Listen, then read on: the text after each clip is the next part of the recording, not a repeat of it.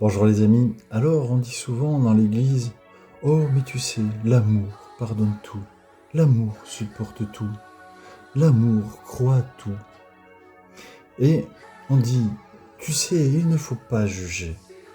Mais on oublie souvent que l'apôtre Paul, quand il parle aux Corinthiens du fait d'un homme qui couche devant tout le monde, enfin tout le monde le sait, avec la femme de son père, alors, il y a quand même un problème moral, il y a quand même un problème de respect de la famille, il y a l'exemple que l'on donne aux autres membres de l'Église. Alors là, Paul dit quand même que cet homme-là soit exclu de l'Église. Il est parmi vous, il fait ça, tout le monde le sait. Et vous ne dites rien. Vous ne dites rien. Où est le respect des parents? Où est le respect de la moralité? Où est le... Qu'est-ce que c'est que ça? Ils sont même pas divorcés, le père et la femme. C'est la femme de son père. Ils sont pas divorcés. Qu'est-ce que c'est que ça? Alors, il y a aussi le fait que quand l'apôtre Pierre est en train de manger avec des chrétiens d'origine non juive, et que dans la même salle de repas arrivent des chrétiens d'origine juive de Jérusalem qui sont des judaïsants, l'apôtre Pierre prend peur vis-à-vis de ces chrétiens-là, et il se sépare des chrétiens d'origine non juive, et il va manger avec les chrétiens d'origine juive qui sont judaïsants.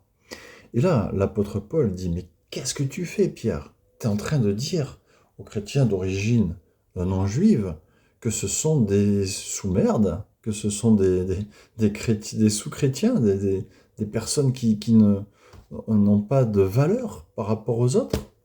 C'est ça que tu es en train de faire par rapport à tes frères et sœurs? Et là, Pierre réfléchit, il fait, mais t'as raison, Paul, t'as raison de me reprendre. Tu vois, quand tu vois quelqu'un dans l'église qui fait quelque chose de mal, Jésus nous dit, il nous dit, quand tu vois ton frère qui pêche, reprends-le en privé, tu vois. S'il pêche pour lui, bah, tu peux lui dire c'est pour son salut, tu vois.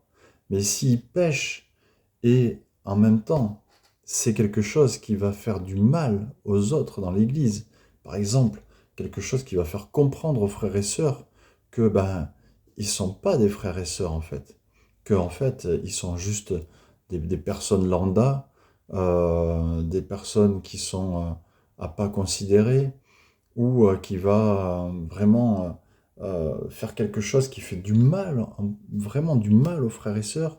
Par exemple, on a eu le cas aussi d'une personne, un homme, qui courait après les sœurs, et il y avait une sœur qui ne voulait plus venir aux réunions.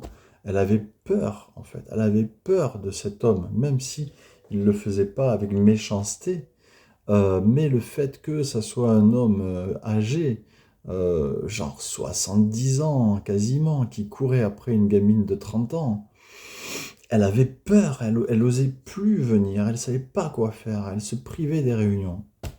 On a été obligé de lui dire, de le prendre en privé. Maintenant, s'il n'avait pas voulu écouter, il aurait fallu prendre deux, trois personnes pour aller le voir et lui expliquer la chose. Et s'il n'avait pas voulu comprendre, il aurait fallu exposer la chose devant toute l'Église. Et s'il n'avait toujours pas voulu comprendre, il aurait fallu l'exclure de la communauté.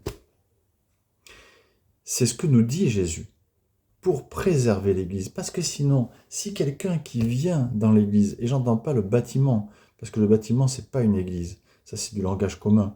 L'Église, c'est vous, c'est la communauté, c'est une famille en fait. Quand Jésus est venu pour que celui qui le reçoive ait pouvoir de devenir enfant de Dieu. C'est-à-dire que si tu deviens enfant de Dieu, les autres enfants de Dieu sont tes frères et sœurs. C'est-à-dire qu'en toi vient l'ADN divin. C'est la famille de chair, c'est super important. Celui qui ne respecte pas, qui n'a pas soin des siens, est pire qu'un incroyant. Mais celui qui ne respecte pas la famille de Dieu, mais qu'est-ce que c'est alors? Qu'est-ce que c'est alors que celui qui ne respecte pas la famille de Dieu? Et souvent, vous savez, les pères humains, c'est des gros connards en vérité, souvent. Mais je vous parle sérieusement, hein. Souvent, excusez-moi, c'est la vérité. Et les gens, ils arrivent dans l'église, ils se disent, ça y est, j'ai trouvé une famille, j'ai trouvé une vraie famille. Et là, ils voient les responsables ce que Dieu a mis en charge de la bonne marche de l'Église, il laisse faire les choses. Et là, l'Église n'est pas le sel de la terre, l'Église n'est pas la lumière du monde. Les gens, qu'est-ce qu'ils voient? Ils croient avoir trouvé une vraie famille, une vraie communauté, quelque chose où ils vont pouvoir se reconstruire, une famille dans laquelle ils vont pouvoir se reconstruire. Et ils voient que c'est pire parce qu'on cache les choses et on est là. Oh, l'amour pardonne tout, l'amour accepte tout, l'amour tolère tout. Mais vous êtes des menteurs en fait. L'Église est une menteuse. L'Église ne dit pas la vérité, l'Église cache la vérité, l'Église ment, l'Église est composée de bons chrétiens. Vous voyez ce que je veux dire? On est des bons chrétiens. Oh, l'amour, le pardon. Oh. Mais c'est pas ça la vérité. La vérité, c'est on expose les choses. Oui, l'amour tolère, la charité est patiente, elle est pleine de bonté, la charité n'est point envieuse, ne se vante point, ne s'en veut point d'orgueil, elle ne fait point de choses malhonnêtes, elle ne cherche point son intérêt, elle s'irrite point, elle soupçonne point le mal, elle ne se réjouit point de l'injustice, elle se réjouit de la vérité, elle croit tout, elle espère tout, elle supporte tout, mais ça ne veut pas dire qu'il n'y a pas de vérité. Il y a la vérité, il y a un acte mauvais qui fait du mal aux autres. La vérité est là, elle est dite. La vérité est acceptée, très bien.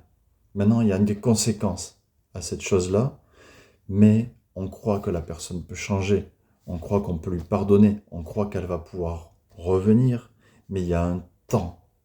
Il y a un temps pour tout, et il y a un temps pour que une sanction parfois soit appliquée par l'Église, parce que c'est normal. Quelqu'un qui s'est occupé du groupe de jeunes, un curé qui s'est occupé des jeunes, et l'a violé. Mais mon Dieu, qu'est-ce que c'est que ça? Qu'est-ce que c'est que ça? C'est pas possible. Donc, la personne était responsable du groupe de louanges. Tiens, moi je vais vous parler de mon exemple. Moi j'étais responsable du groupe de louanges.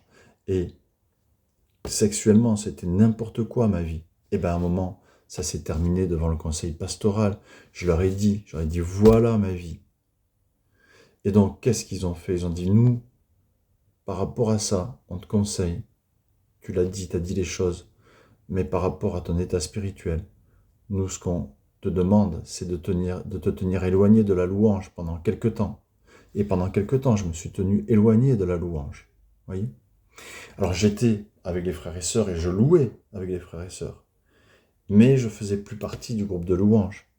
Jusqu'à un certain temps où on m'a rétabli dans la fonction parce que, voilà, les choses avaient été faites correctement et il y avait eu un temps où j'avais été observé. Vous voyez? C'est ce qui doit se passer. Puis il y a des choses où il faut la prison. Il y a des choses graves, des cas de viol ou des choses comme ça, des vols.